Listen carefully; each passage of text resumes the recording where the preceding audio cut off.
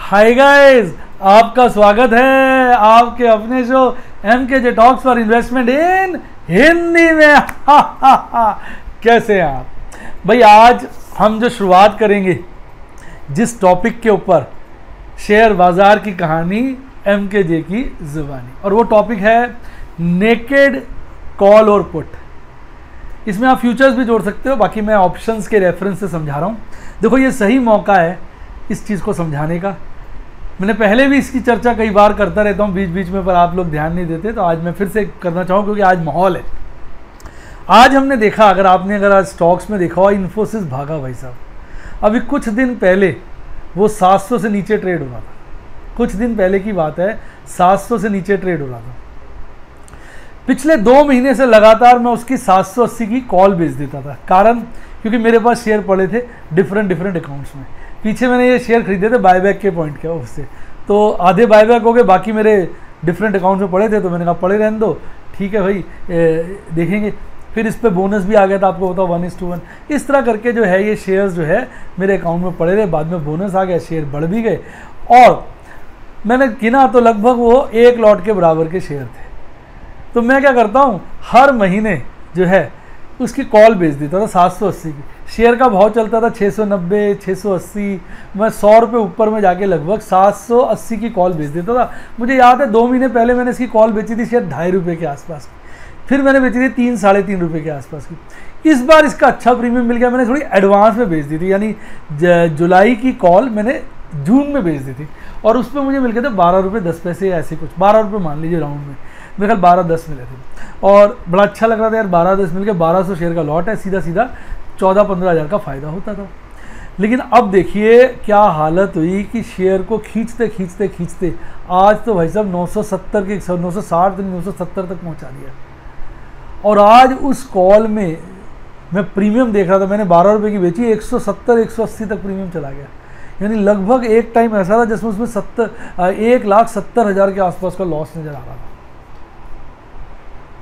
अब silver lining क्या है इसकी? मैंने ये शेयर खरीद रखे हैं लगभग 450-500 रुपये के बीच में।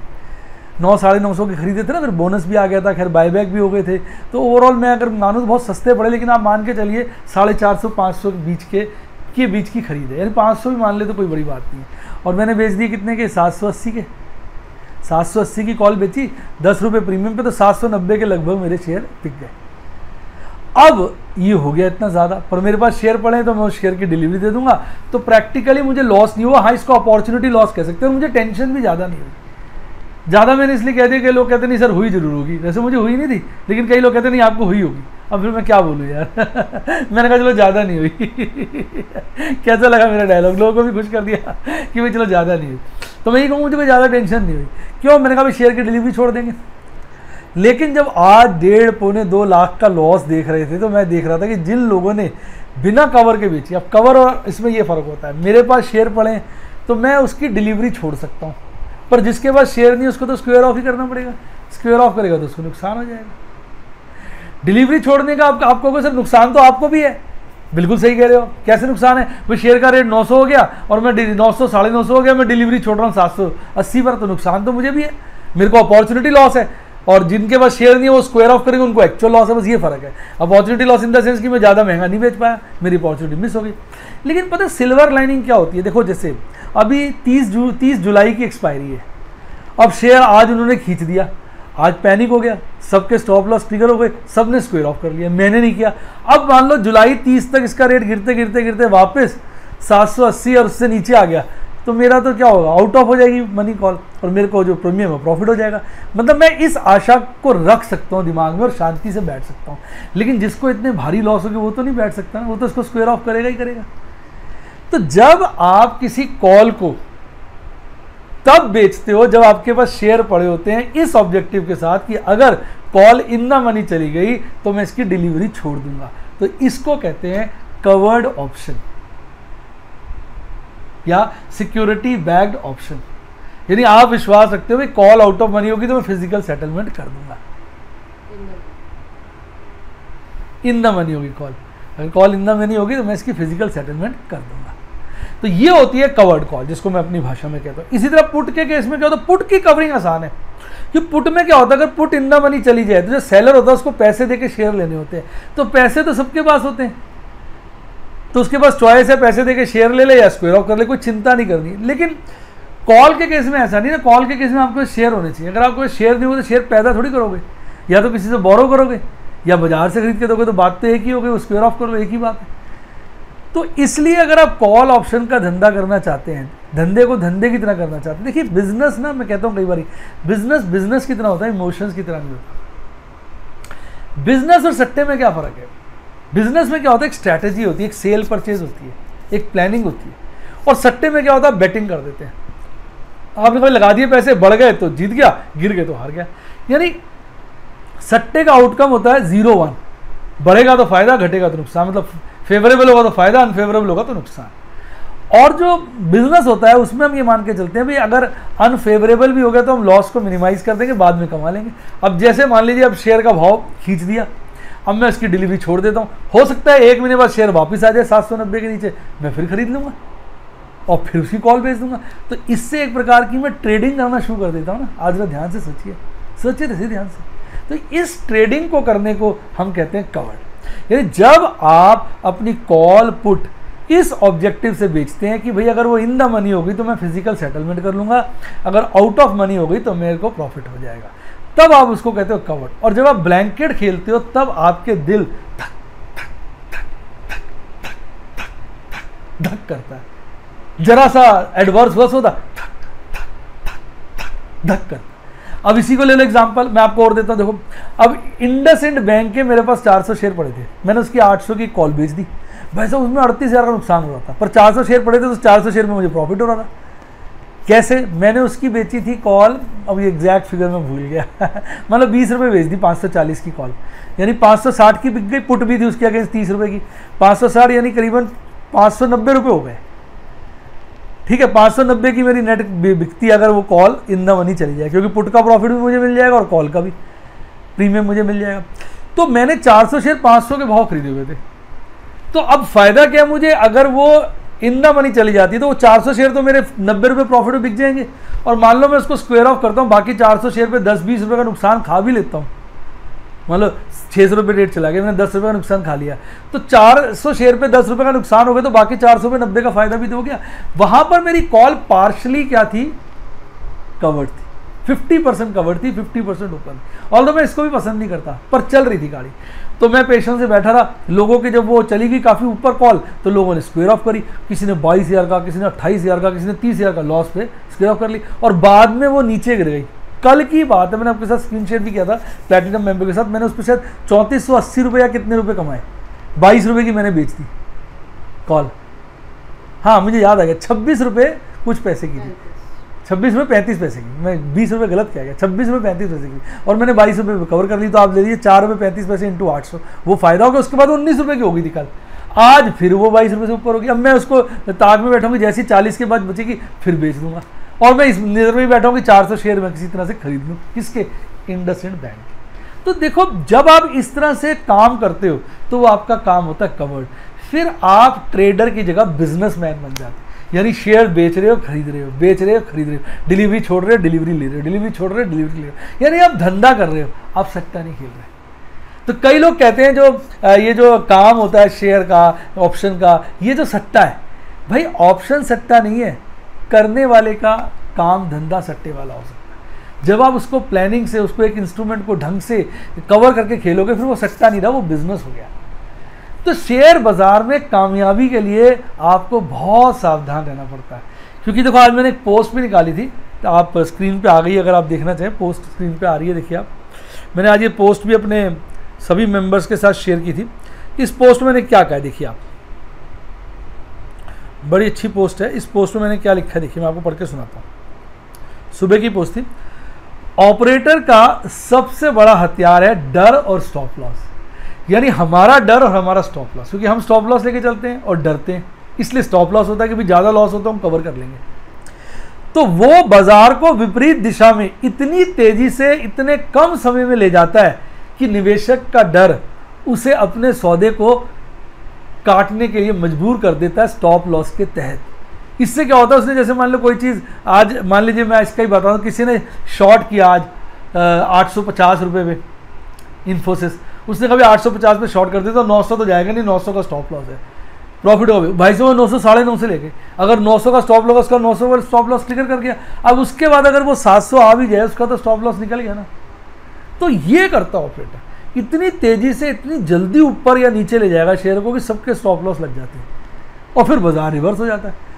अब जब आपकी कवर्ड गेम नहीं होगा तो आप स्टॉप लॉस लगाओगे, जो कि मैं स्टॉप लॉस को क्रिटिसाइज नहीं कर रहा हूँ, स्टॉप लॉस अपनी जगह ठीक है, पर जो ऑपरेटर है वो हमारी रणनीति को जानता है, वो जानता है कि हम इस रणनीति के तहत काम कर रहे हैं, हम कॉल या पुट बेच रहे हैं विद स्टॉप लॉस, वो जानता है इस बात को, इसलिए वो शेयर में इतना बड़ा बदलाव लाता है कि हमारा स्टॉप लॉस ट्रिगर कर जाता है, हम सौदा कवर कर लेते हैं, उसके बाद वो बदलाव को रिवर्स कर देता है और हम देखते रह जाते हैं। कहते हैं ना कि बाहरें आई चली गई और हम देखते रहे। तो उस वक्त अगर मैंने जब कॉल स्क्वायर ऑफ कर ली होती किसकी, इंडस इंड की, तो मुझे कितना नुकसान हो जाता। अभी मुझे बड़ा नुकसान हो रहा है कॉल किसकी, इन्फोसिस की, पर मेरी कॉल कवर्ड है, मैं शांति से चेहरे पे मुस्कुराहट लिए आपके सामने बैठा हूं। अब सोच तो हो रहा है अगर दिल्ली इतना महंगा हो जाए शेयर, आपको सस्ता बेचना पड़े, कहीं दुख और अफसोस होता है, लेकिन फिर भी मैं कवर्ड हूँ। और अभी कौन सी गेम खत्म हो गई, अभी तो 30 जुलाई बाकी है मेरे दोस्त, तो 30 जुलाई की वेट कर रहे हैं, क्या पता 30 जुलाई तक शेयर वापस आ जाए, नीचे आ जाए। तो ये होता है कवर्ड कॉल और पुट। उम्मीद करता हूँ आज का लेसन, आज की पढ़ाई, शेयर बाजार की कहानी MKJ की ज़ुबानी में आपको मज़ा आया होगा। मज़ा आया तो लाइक करिए और नीचे मेरे वीडियो के कमेंट करिए। मैं रोज़ आपके लिए एक कहानी सोच के लाता हूँ, एक पढ़ाई, एक सीख, एक नॉलेज की बात इधर करता हूँ। अगर आपको मेरा ये प्रोग्राम का पार्ट अच्छा लगता हो तो प्लीज़ कमेंट में बताइए और वीडियो को ज़रूर लाइक करिए। आइए बात करते हैं बाजार आज। भाई बाजार आज मस्त था, कल सारे संकेत बेयरिश थे, पर आज बाजार तेज हो गया। आपके सामने बाजार सुबह खुलता है एक अच्छी गैप अप ओपनिंग के साथ। कल आपको मालूम है बाजार बंद हुआ था 10,618 पर, आज खुलता है 10,706, लगभग 90 पॉइंट की गैप अप ओपनिंग। तोते उड़ जाते हैं साहब लोगों के, पर उसी के बाद एक डिप मारता है और 10,595 का बॉटम बनाता है, फिर ऊपर चढ़ता है और उसी रेंज में घूमता है, तो लास्ट के कुछ टाइम पर इतना तेज भागता है कि 10,755 की पीक हासिल कर लेता है और उसके बाद गिरकर हल्का सा 10,039 यानी 10,040 740 10,740 739 प्रोफाइस यानी 10,005.05 का फर्क है, यानी 10,740 से 10,740 पे बंद हो जाता है। और देखा जाए तो बाजार आज 1.15% की तेजी से बंद होता है, अर्थात 121 पॉइंट की बढ़त के साथ बाजार बंद होता है। यानी आज ऑपरेटर ने फिर गेम को घुमा दिया। सुबह के वक्त माहौल ऐसा था, केवल IT सेक्टर के कुछ शेयर चढ़े हुए थे, बाकी सब गिरे हुए थे, पर बाद में माहौल चेंज ये वो चलता रहा और माहौल को बदल लिया। अब बात करें 3% से ज़्यादा की तेजी वाले शेयरों की, तो आपके सामने आ गया कहाँ से शेयर थे जिनमें 3% से ज़्यादा की तेजी थी। कुल मिला के ऐसे 7 शेयर थे और टॉप पे था इन्फोसिस। भाई साहब आज इन्फोसिस ने लोगों को बहुत मारा है, जिसका जिक्र मैंने अभी शेयर बाजार की कहानी MKJ ज़ुबानी में भी किया है। बहुत मारा है यार, बहुत मारा है। ऑपरेटर की कहते हैं ना दर्द, क्या शब्द होता है, निर्दय हो गया जैसे, तो निर्दय नहीं हो जाता आदमी भाई साहब, हैं निर्दयता। मैडम कह रही निर्दयता, आज ऑपरेटर की निर्दयता देखने लगी। जैसे कसाई बकरे को काटता है, ऐसे आज ऑपरेटर ने छोटे रिटेल निवेशकों को काटा है, बिल्कुल कसाई की तरह। देखने वाला मतलब मंजर था भाई साहब, जो बाजार में इन्फोसिस खींचे, अच्छे लोगों के पैरों को नीचे से जमीन निकली। कितने लोग मिले सर, हमने 850 पे शॉर्ट कर दिया कि 850 पे तो क्या ऊपर जाएगा, उधर भी साला चल गया। कहते सर आप ठीक कहते हो कि कवर करके काम करना चाहिए, अब लग रहा है। मैंने कहा भाई ये सबक है, देख लीजिए आप, आ जाए तो अच्छा है, नहीं आएगा तो ऑपरेटर तो सिखाई देगा। मैं ना सिखा पाऊँ पर ऑपरेटर जरूर सिखा देगा। कैसा लगा डायलॉग कमेंट में लिखिए। और बात करें ऐसे शेयरों की जिनमें 3% से ज़्यादा की गिरावट थी, मात्र 1, और आज इंफ्राटेल ने भी लोगों के बड़े यार खिंचाई की है, साला खूब गिर गया आज। अभी पीछे 220, 30, 40 का पे ट्रेड हुआ था, आज 190 का बॉटम काट दिया। एक तरफ कुछ शेयर मंदे की लपेट में, दूसरी तरफ कुछ शेयर तेजी की लपेट में, साला हर तरह के लोगों को मार रहे हैं। क्या बोले यार, क्या। अच्छा, अब मात्र एक ही शेयर था जिसमें 3% से ज़्यादा की गिरावट थी और वो भारतीय इंफ्राटेल। उसके बाद टेक महिंद्रा था, उसमें 3% से कम, मैंने दिखाने के लिए बता दिया था कि 2.5% के आसपास की गिरावट थी। टेक महिंद्रा वही है जिसमें कल बड़ी भयंकर तेजी थी। तो एक दिन तेज एक दिन मंदा, ऑपरेटर ने सबके गले में डाल दिया फंदा। कैसा लगा डायलॉग? फिर से सुनिए, एक दिन तेज एक दिन मंदा, ऑपरेटर ने सबके गले में डाल दिया फंदा। कैसा लगा डायलॉग? बता, फंसा लेता है अपने फंदे में, बहुत बदमाश होता है। अच्छा, आज थोड़ा निफ्टी बैंक की भी बात करते हैं। आज निफ्टी बैंक देखिए भाई साहब, अच्छी गैप अप ओपनिंग के साथ खुलता है। कल निफ्टी बैंक बंद हुआ था 21,340 पर और आज खुला 21,453 पर, और उसके बाद गिरावट मारी, बॉटम क्रिएट किया 21,027 का, फिर नेवर लुकिंग बैक निफ्टी की तरह ऊपर बढ़ा, फिर स्टेबल रहा और लास्ट में खींच दिया साहब, खींच दिया और एक 21,671 का टॉप बनाया। हल्का सा गिरा और 21,597 टू बी अराउंड कह सकते हो 21,600 पर क्लोज हो गया। लगभग 256 यानी 1.2% की तेजी के साथ निफ्टी आपका बंद हुआ। निफ्टी बैंक, अगर आप इसके कॉन्स्टिट्यूएंट्स को देखें, मात्र 2 शेयर ऐसे थे जिनमें गिरावट थी, बाकी सब तेज। और आज इंडसइंड बैंक ने भी बड़ा तमाशा किया। सुबह खुला और 500 से नीचे बिक गया साहब, और बाद में 518। जब 500 से नीचे गिर गया तो प्रीमियम के पुट के प्रीमियम बढ़ गए, कॉल के गिर गए। मुझे लगा कि यार कल जो कॉल बेची थी गलत बिक गई, आज तो ज्यादा अच्छी बिकती, और मैंने पुट भी खरीदी थी यार, गलत खरीदी गई, आज ज्यादा अच्छी खरीदी जाती, ऐसा विचार है। लेकिन फिर अपना ऑपरेटर है, कभी इधर कभी उधर, कभी इधर कभी उधर, और उसके बाद फिर उसने उसको चढ़ा दिया। तो जो कल पुट बेची थी और खरीदी थी, बेची थी, उसमें भी प्रॉफिट हो गया, और जो कॉल खरीदी थी अगर उसको मैं बेचूं तो उसमें भी प्रॉफिट हो गया। तो यानी इस ऑपरेटर को तो भैया शत प्रणाम, तू हमारा बाप, हम तेरे बच्चे, तेरे से हम नहीं जीत सकते, तेरे से लड़ नहीं सकते, तेरे से बच के ही हमको चलना पड़ेगा। आइए बात करते हैं बाजार कल में टेक्निकल एनालिसिस की। भाई साहब आपके सामने आ गई है कैंडलस्टिक चार्ट। कल तो मैंने बता ही दिया था बन रहा है आपका कौन सा राइजिंग वेज और गैप भी है भाई, लेकिन हमारा ऑपरेटर हमारा बाप है। चलिए अब देखिए सुनिए, आज जो आप कैंडल देखेंगे, आप आज हैंगिंग मैन कैंडल है लेकिन हैंगिंग मैन कैंडल जो है 2 दिन की गिरावट के बाद बनी है। वैसे ओवरऑल तो तेजी है पर बनी हैंगिंग मैन कैंडल है। हैंगिंग मैन कैंडल का मतलब ये है, आप देखिए जरा, आज बाजार खुलता है और उसके बाद थोड़ा सा ऊपर जाता है। अब बेयर्स कहते हैं तेरी ऐसी की तैसी बुल, चले हट, और नीचे ले आते हैं बाजार को, इतना नीचे ले आते हैं, बुल्स परेशान। फिर बुल्स कहते हैं साले तेरी ऐसी की तैसी, और बाजार को वापस ऊपर ले जाते हैं, और जहां बाजार खुलता है उससे भी ऊपर ले जाके बाजार को बंद करते हैं। यानी जितनी गर्मी बेयर्स ने दिखाई, बुल्स जाते जाते सारी निकाल देते हैं। लेकिन इसके 2 इशारे हैं। इशारा एक कि बेयर्स में गर्मी है, उनको आप मरा हुआ मत समझो, इसलिए कहते हैं अगर हैंगिंग मैन अब कई लोग कहते हैं हैंगिंग मैन ना ऊपर, वीक कहते हैं हैंगिंग मैन नहीं, बेटा ऐसा नहीं है। आप जरा अच्छे से पढ़ो, विकिपीडिया पे जाओ पढ़ो। अगर छोटी विक ऊपर हो तो वो भी हैंगिंग मैन होता है। रस्सी से बांधोगे किसी की गर्दन तो ऊपर रस्सी नहीं लटकेगी, हल्की सी रस्सी लटकेगी ना, तो वो रस्सी है जो ऊपर की विक है, वो रस्सी है मेरे भाई, वो रस्सी है। तो इसलिए वो हैंगिंग मैन ही होता है।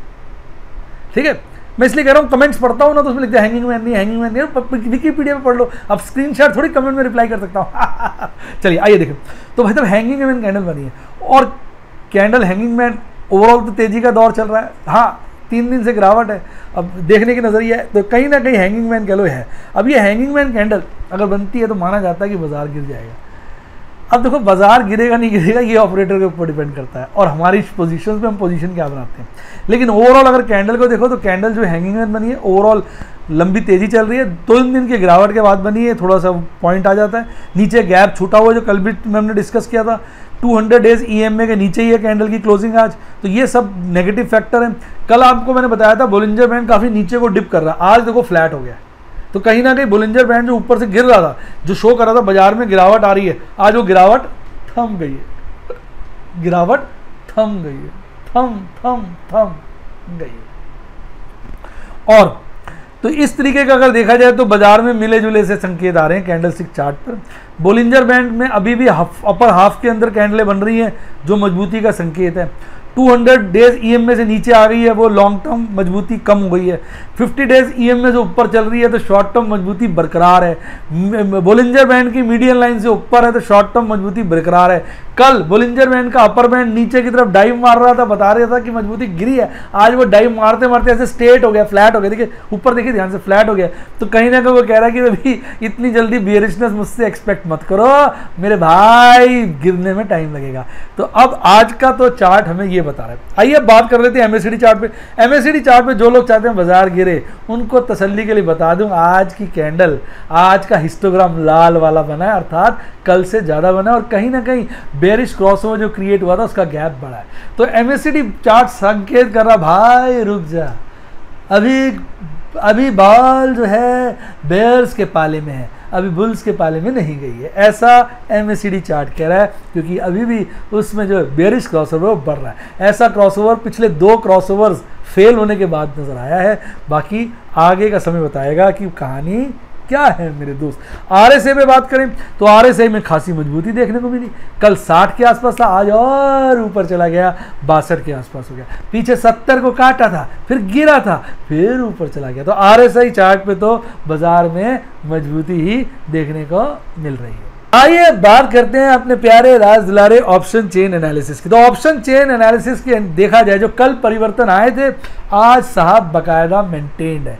कल आपको मैंने बताया था कि कॉल का ओपन इंटरेस्ट 11,500 से लुढ़क कर 11,000 पे मैक्सिमम हो गया था, यानी 11,500 और 11,000 में अदला बदली हो गई थी। हाईएस्ट पे आ गया 11,000, सेकंड हाईएस्ट पे आ गया 11,500। कई लोग कह रहे थे सर 12,000 का भी डाटा दे दो। मैंने मैडम से कहा, मैडम ने कहा 12,000 में कोई खास बात नहीं है, डाटा की जरूरत नहीं है, इसलिए मैंने नहीं डाला है। अब अगर हम ओपन इंटरेस्ट की बात करें तो एक तब्दीली देखने को मिल रही है मेरे भाई, 11,000 पे ओपन इंटरेस्ट कम हुआ है और 11,500 पे कॉल का ओपन इंटरेस्ट बढ़ा है, यानी 11,500 में वापस कल की खोई हुई मजबूती लौट रही है, कल की खोई ताकत वापस आ रही है।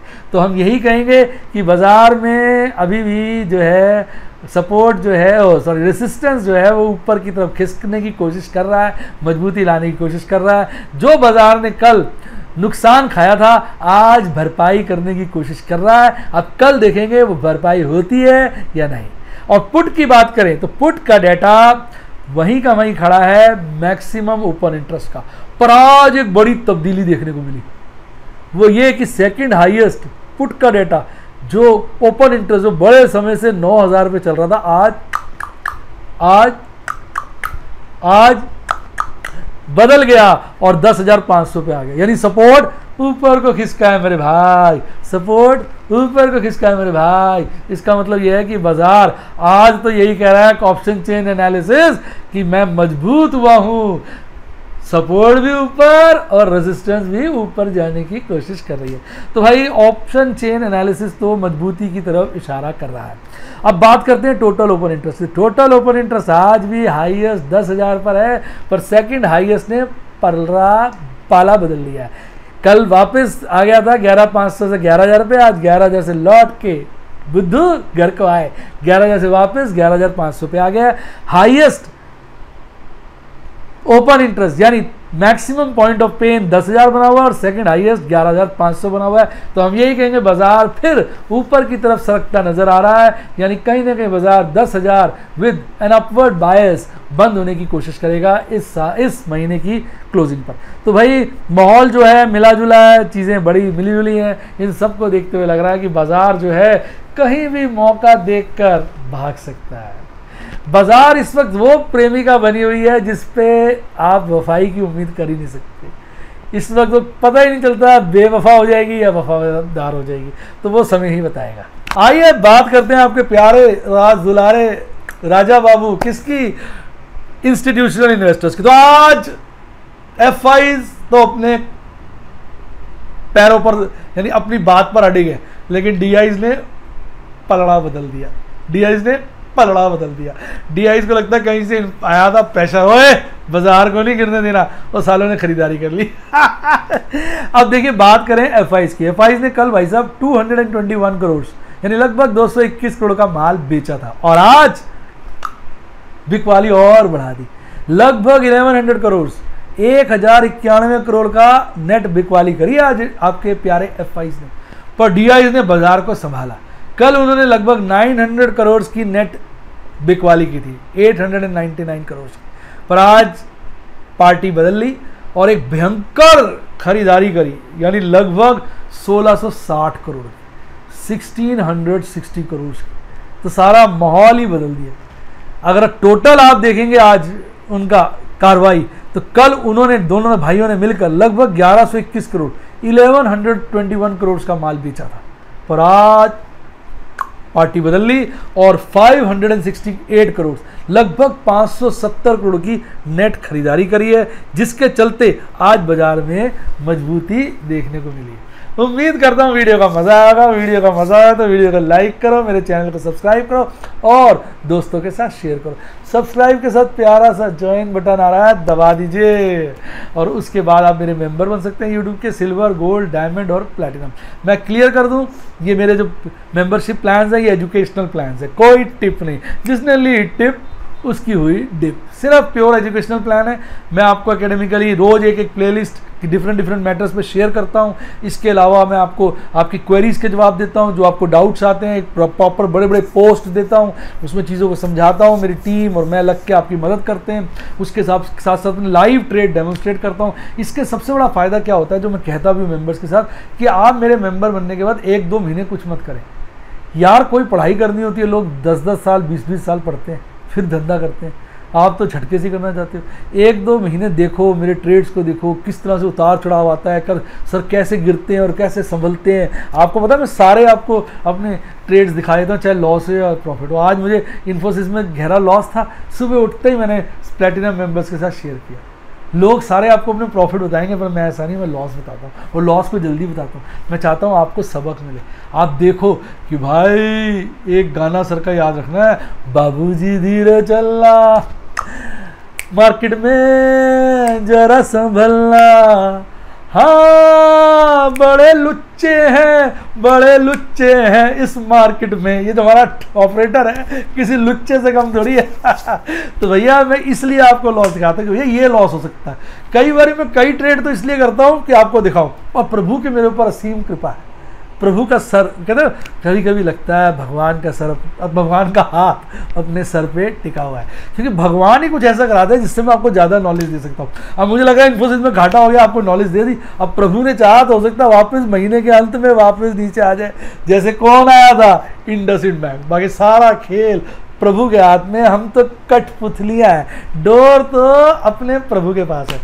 इसी के साथ अगर आप मेरे व्हाट्सएप के मेंबर बनना चाहें तो फिर आपको उसके लिए फ़ोन नंबर जो है डिस्क्रिप्शन बॉक्स से लेना पड़ेगा। वहाँ भी 2 प्लान है, सिर्फ आपका सफ़ायर और रूबी का।